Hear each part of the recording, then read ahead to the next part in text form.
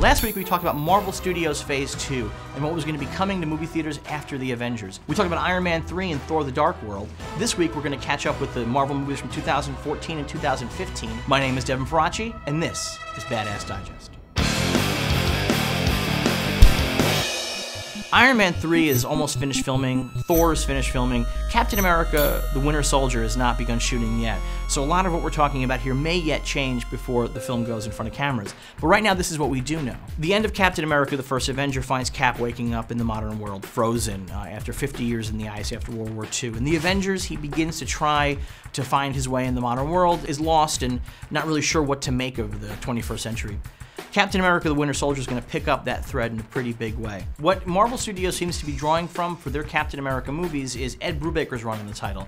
He did a pretty great multi-year run that's considered one of the best Captain America arcs of all time. Brubaker's stuff is much more of a techno thriller, kind of in the realm of Tom Clancy, where it's shadowy terrorist organizations and Captain America busting heads and breaking up spy rings and weird tech. And it's got the science fiction edge, but it doesn't quite have the pulpy fantasy edge that some other incarnations have had. That's what they seem to be going for with Captain America. Also, what Brubaker did was that he created a lot of parallel action with Captain America in the present day, whatever adventures he's having now, being paralleled by adventures in World War II.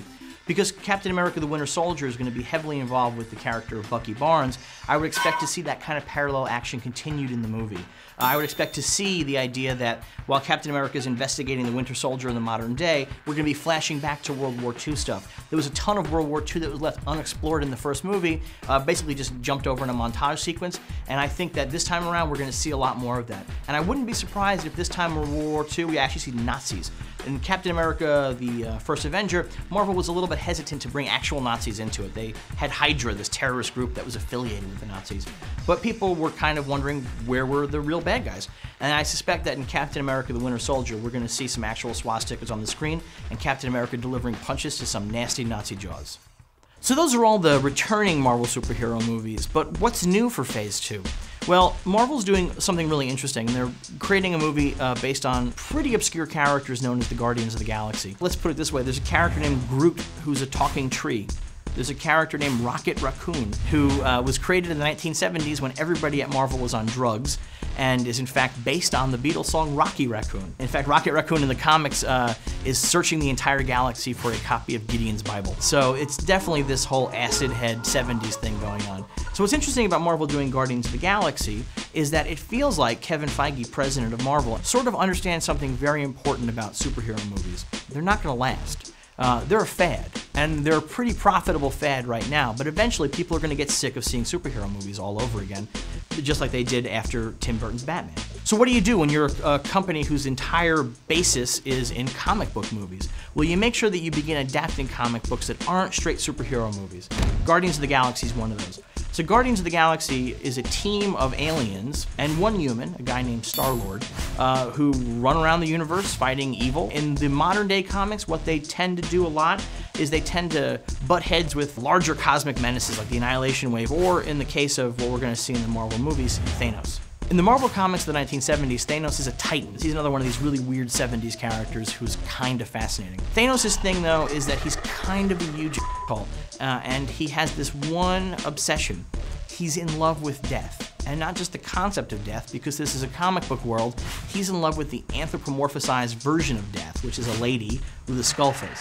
So Thanos' whole thing is, because he's in love with death, he wants to prove his love by killing as many people as possible. We're not really sure 100% what that story is going to be, but we're fairly certain Thanos is going to play a role.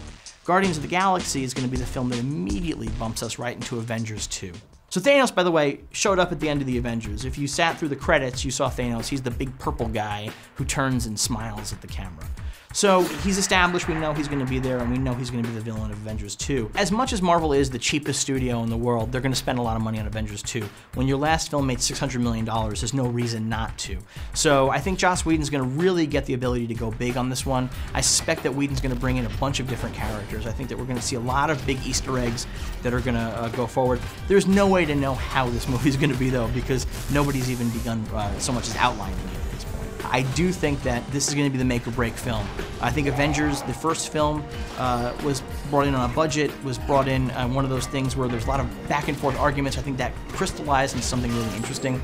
Now that they can go big, are they going to go too big? Is this going to be where the Marvel Universe goes prog rock, where all of a sudden it's going to be 25-minute long songs? I'm feeling pretty good. I think Whedon knows that this is his moment, and I think he's not going to screw it up.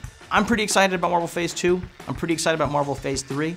I'm interested to see how Warner Brothers and DC Comics tries to compete with their Justice League movie. Obviously, Marvel Studios has set the whole new standard for what a superhero movie is and can be. Until Iron Man 3, until Thor the Dark World, Captain America, Winter Soldier, Guardians of the Galaxy, and Avengers 2, I will be watching each of these with bated breath, excited and hopeful that Marvel continues what has been a pretty big winning streak. My name is Devin Faraci, and this is Badass Digest.